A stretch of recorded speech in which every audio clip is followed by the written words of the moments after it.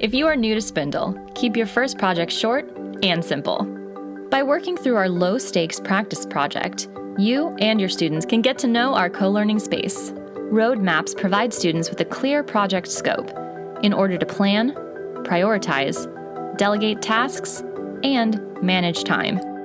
It's a student's job to post evidence of how they are working on each task in order to collaborate and iterate on their work. When sharing brainstorms, drafts, and half-baked ideas, students are learning to identify their skills and their needs.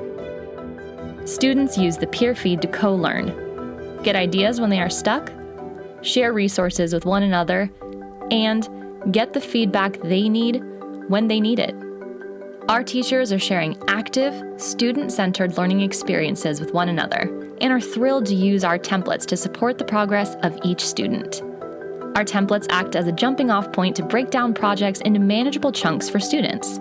Tasks are written to encourage students to think more metacognitively, like list your need-to-knows or share a timeline of to-dos.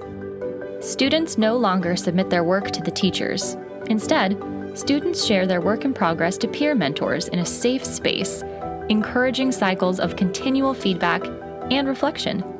Teachers are spending less time on the platform because their students' workflow no longer bottlenecks at them. Spinndle gives them a streamlined view to meet their students where they are at. So that's it. The roadmaps, the feed, and the dashboard. Students have just what they need to manage on their own.